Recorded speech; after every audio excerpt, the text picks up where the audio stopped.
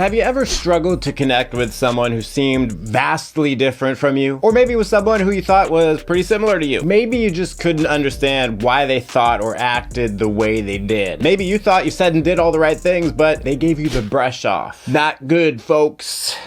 The good news is that by understanding the 16 personalities, you can learn how to build stronger and more meaningful relationships with people from all walks of life. In this video, we'll go over tips for making friends with each personality type. Want to make friends with an ISTP? Boom, I got you covered. Want to make friends with an INTJ? No probalo.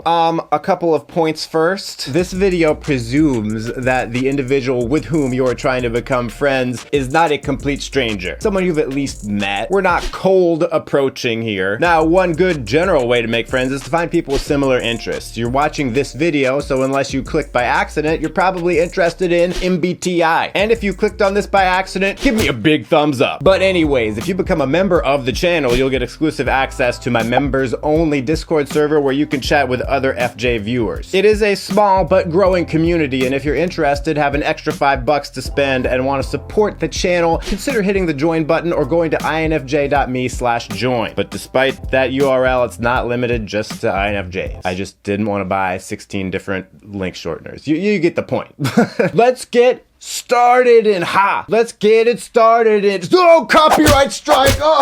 Okay, with ESTPs, the best thing you can do to get close to them and make friends is just be upfront. ESTPs aren't interested in reading between the lines of social interactions. So if you approach them with some vague small talk and awkwardly hang around them hoping to become BFFs one day, they're gonna be annoyed with you. It may take a little confidence, a little chutzpah, if you will, but just be casual and upfront and specific. ESTPs like to hear reasons, not just, we should be friends just cuz. Like, hey, Julio, we've been working together at this cheese factory for 6 months now, and I feel like we could be good buddies. Let's get coffee for one day after work. We both like curling. We could chat about the upcoming curling championships. Man, I can't get enough of curling. ESFPs are one of the easier types to get closer to because they tend to do a lot of things. This makes it more likely that you'll have at least one common interest. So if you see an ESFP doing something that looks fun, there's a good chance they are willing to let you join in on the fun with them. The more the merrier to ESFPs. One underappreciated trait of ESFPs is that they can actually be quite good at coaching people through how to do things, and they often take pride in showing people the ropes of something that they themselves enjoy. So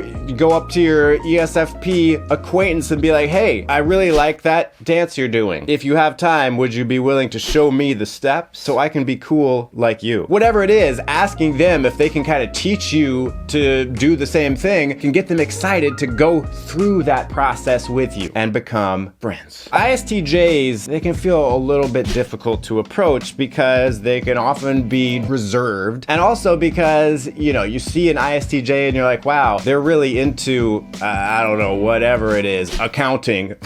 How am I supposed to find an entryway into conversation with this person? Why do I want to be their friend? But there is more to the surface of ISTJs. They're just not showing it to everyone. They often have very particular and specific interests or hobbies that you might not expect. Oh wow, I really didn't expect you to be an ice fisher, Jim. They have hobbies and interests just like everyone else. You just gotta crack their shell a bit to find out what's going on there. For example, that ISTJ, you know, who like they're an accountant and that's all you know of their identity, they might really love riding motorcycles on the weekends. Hey dude, you love motorcycles? I do too.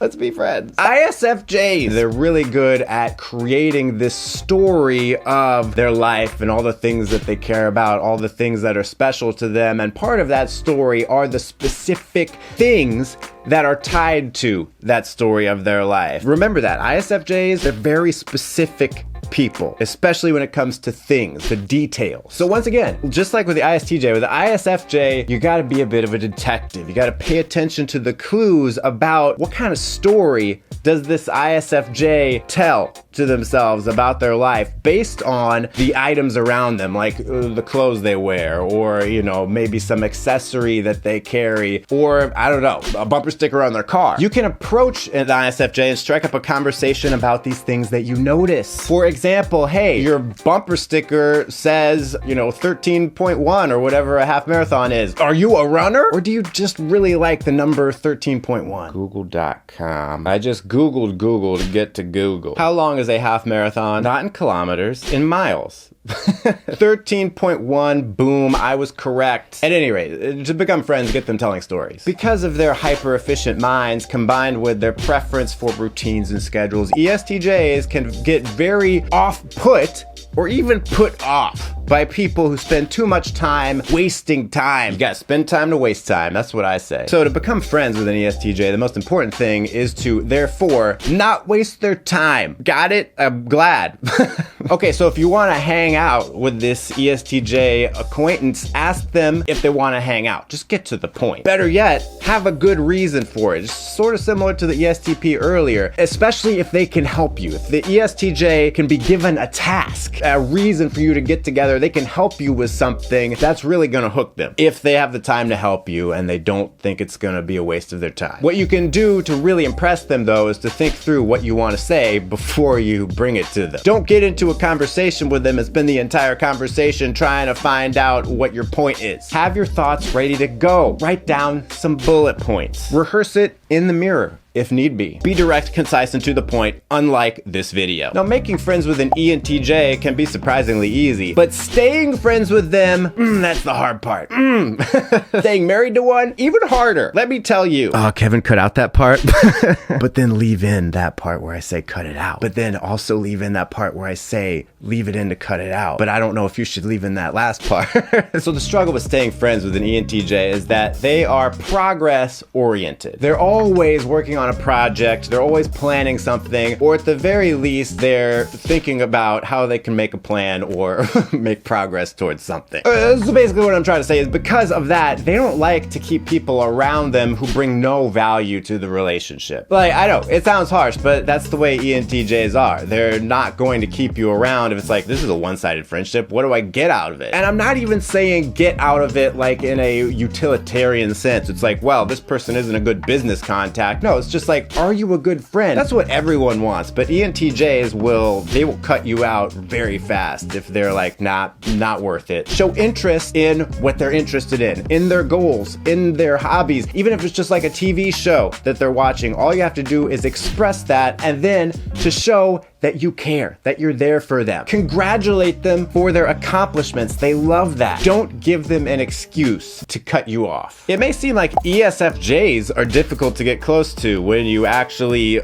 approach one in the wild because they're already surrounded by a lot of people. ESFJs have lots of friends, but in reality, they're one of the easier types to become friends with because they're social. The reason why they have a lot of friends is because they like making friends. So don't let the amount of friends they have deter you from being friends with them because they like friends. George, they like friends. They like friends. Giddy up. So the key here is that because the ESFJs are so social, because they have so many friends, you're much more likely to get in with them if you become friends with all their friends. It's like a package deal. It's gonna be tough to become an ESFJ's friend if you're not also becoming at least sort of friendly with their friends. They just like having a bunch of people around them to share the fun with. Now, ENFJs are the other very social type, almost to their own detriment at times. You see, ENFJs have a hard time saying no, especially to people who seem like they need some help, they need some cheering up, they're going through a tough time. Oh, I gotta be there for them. ENFJs, they just have such big hearts. This can lead to them having a lot of friends that the ENFJ cares a lot about. The problem is that this is just very taxing on ENFJs. Even though an ENFJ genuinely wants to help their huge group of 4,000 friends, they will oftentimes avoid all those people if possible, if they just feel like, oh, this is too draining, I don't want to see any of these people, because they feel that obligation, if they get in contact with these people, to then spend all that energy to help them out. So the real secret to getting close to an ENFJ, it's no secret really, just don't be taxing to their emotional battery. They're already using so much of that energy elsewhere. And if you can be someone who is laid back and not emotionally needy, and maybe even someone who can help them, someone they can spend time without worrying about your emotions, the ENFJ is going to find you very refreshing to be around. ISFPs are a type that see beauty in the moment while also living in it. They're able to stop and smell the roses without really stopping. They're going through all the roses and smelling them and enjoying it, and I didn't think through this illustration. Because of this, ISFPs appreciate friends who can do a little bit of both of those things with them. You can smell the roses, you can stop and smell them, but you can go from flower to flower spontaneously. All right, ISFPs want to be around the kind of people who are happy to stay and work on, I don't know, an art project one day, and then the next day go on a 10-mile bike ride with them. Savor that time while you're doing that thing, but don't get attached to it, because tomorrow, that was yesterday. Don't be afraid to just approach an ISFP if you can catch them in the act of doing something they like and ask them a question about it. With ISFPs, there's a good chance they will invite you to try it with them if you're brave enough. Like, hey, Ricardo, looks like you're getting ready to jump off that, looks like you're ready to go bungee jumping off of that bridge. Can I try it? INFPs are a bit reclusive and emotionally withdrawn with strangers, so they can be difficult to know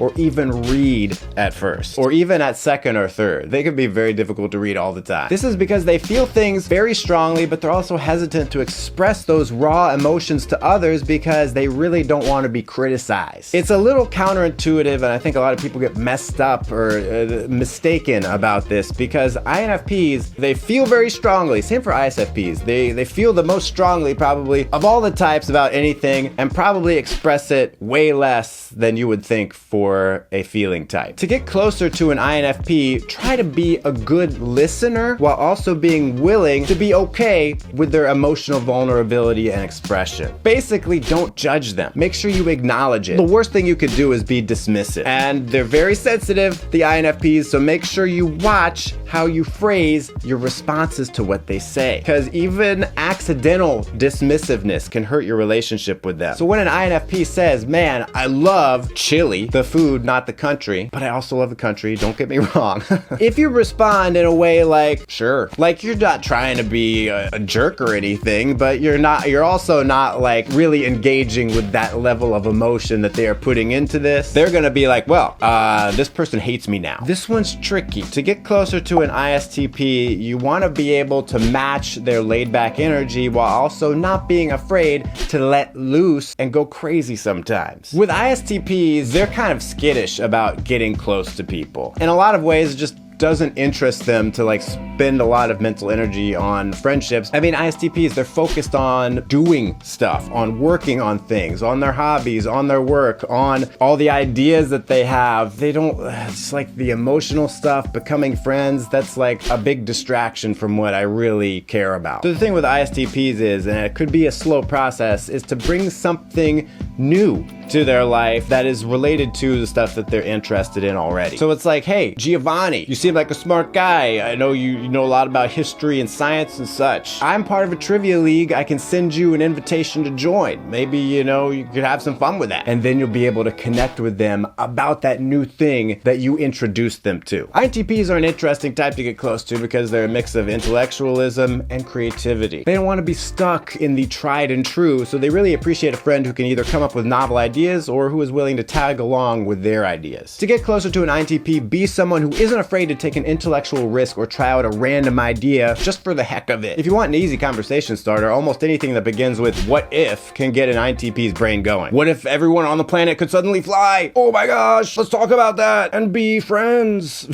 You'll be surprised how much an INTP can talk off of one question. What ENTPs often appreciate in other people is the ability to hold a conversation at their level in whatever topic is of particular interest to them. They want to make sure that you can keep up. One minute they'll be talking about artificial intelligence, and then in the next moment they'll be talking about their favorite ice cream flavor and which ice cream flavor would win in a rap battle. To a lot of people, this could be difficult to follow. But for ENTPs, it's fun to just take a conversation this way and that. It's unpredictable. You don't know what's gonna happen next. Initially, you might think, this person is just all over the place because they're trying to troll me. But no, that's just how they are. Just go with it. Be open. Always say yes and. Yes, I see where you were taking the conversation, and here's how I can add to that, or even take it in another direction. Now, ENFPs, they're all about the vibe. No, not the vibraphone. Like, you can be successful, attractive, cool, rich, all that cool stuff. But if you don't mesh with the vibe of their preference, then you're not going to be able to get close to them ever. And this can be a little tricky because every ENFP's vibe is different. Even though they're all the same type, you can have 100 ENFPs and they all have the awareness of the vibe. They all have the particular vibe that they vibe with, right? But it's not all going to be the same. So a good way to make sure that you fit in to their vibe, not to fail the vibe check, is to make sure that you're not really standing out from their social circle that's already established. So if your particular ENFP that you want to be friends with often hangs out with people who are like chill and laid back and they just want to like play video games and watch TV, and you're the person who's like, hey guys, let's go out and do stuff, they're gonna be like, nah, we are not vibing with you. The biggest mistake people make when they try to get close to an INTJ, when they try to be buddies with this type, is pressuring them to open up. INTJs are like turtles. If you push them too much or put them in a situation they're not comfortable with, they're just gonna go right into their shell, and they're gonna wait until you go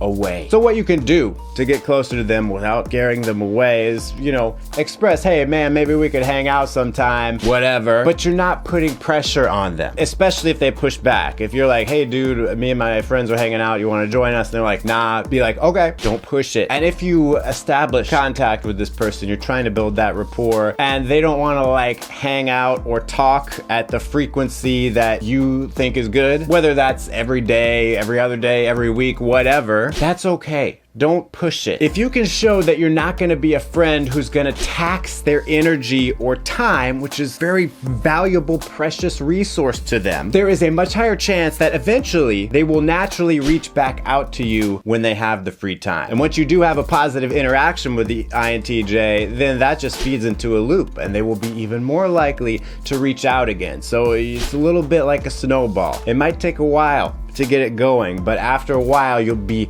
BFFs. INFJs are a type that can be pretty hit or miss when you're trying to get close to them, because while they are often very nice and approachable, like it's not going to be tough to walk up to an INFJ and have a nice conversation, even if you've never met them before, they're also one of the types that's really picky with whom they spend a lot of time. Because of the INFJ being so initially friendly, this can lead to very one-sided friendships where the INFJs message back or talk to people just because they don't want the other person to feel bad, out of a sense of obligation. They're not even really friendships.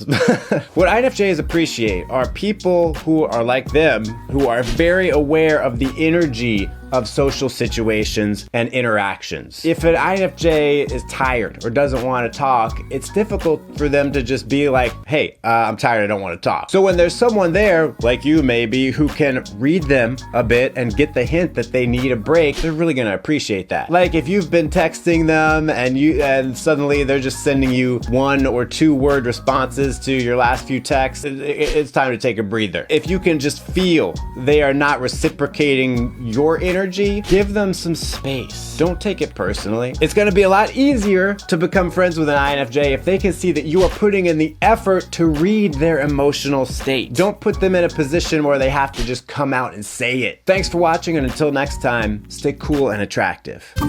They say a stranger's come to town. They call him Mr.